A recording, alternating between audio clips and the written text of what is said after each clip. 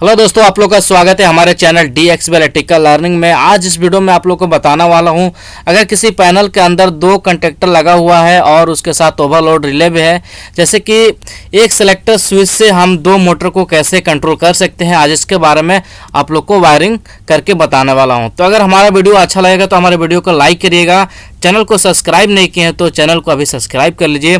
तो सबसे पहले चलिए हम इसको वायरिंग करके आप लोगों को बताता हूं इसका वायरिंग कैसे होगा।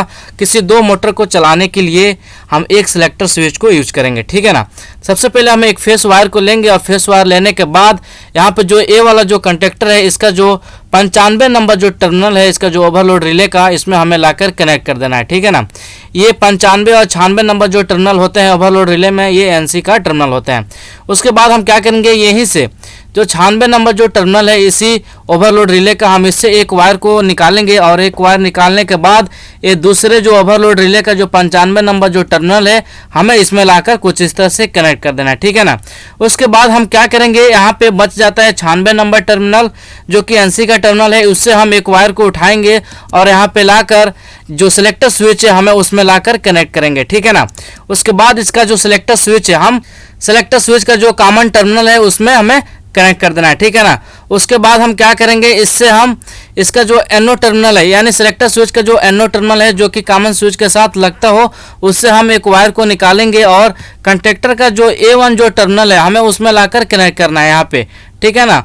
उसके बाद हम सेकेंड वायर को निकालेंगे इसी सेलेक्टर स्विच के जरिए और लाकर दूसरे कंडक्टर का जो A1 जो टर्मिनल है उसमें हम कनेक्ट करते हैं, ठीक है ना। इस कंडक्टर में यानी कोई भी कंडक्टर हो आपके पास, उसका जो A1 और A2 जो टर्मिनल होते हैं ये कॉइल का टर्मिनल होते हैं। इसमें हम न्यूट्रल और फेस वायर देते हैं इसको ऑन ऑफ करने के लिए, ठीक है ना। उसके बाद अब हम देखते हैं न्यूट्रल को, ठीक है। हम न्यूट्रल को कहाँ पे लाके कनेक्ट करना है अब हम देखते हैं।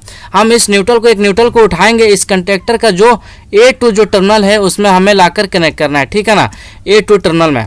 उसके बाद हम A2 टर्मिनल में कनेक्ट कर देंगे। उसके बाद हम क्या करेंगे, यहीं से एक वायर को उठाएंगे, उठाने के बाद हम दूसरे कंडक्टर का जो A2 जो टर्मिनल है उसमें हमें कनेक्ट कर देना है, ठीक है ना। तो इस तरह से हमारा जो वीडियो है इस तरह से कंप्लीट हो गया है, ठीक है ना। अब हम इस सिलेक्टर स्विच को अगर हम लेफ्ट साइड में घुमाएंगे तो एक मोटर हो यानी एक कंडक्टर काम करेगा और जो राइट साइड में घुमाएंगे तो दूसरा कंडक्टर काम करेगा, ठीक है ना। कुछ इस तरह से है, ठीक है। और यहाँ पे अगर हम देखेंगे तो यहाँ पे ओवरलोड रिले को हमने सीरीज में कनेक्शन कर दिया है, यानी कि ये ओवरलोड रिले जिस टाइम में ट्रिप हो जाएगा उस टाइम में हमारा जो मोटर है ये ऑटोमेटिक ऑफ हो जाएगा, ठीक है ना। इस दोनों में कोई भी अगर ओवरलोड रिले एक्टिवेट रहेगा तो उस समय में हमारा जो मोटर है वो वर्क नहीं करेगा, यानी सिलेक्टर स्विच ऑन रखने के बावजूद भी, ठीक है ना। तो इस तरह से हमारा वीडियो कंप्लीट हो रहा है। अगर हमारा वीडियो अच्छा लगा हो तो हमारे वीडियो को लाइक करिएगा, चैनल को सब्सक्राइब नहीं किए हैं तो चैनल को सब्सक्राइब करिएगा, ठीक है।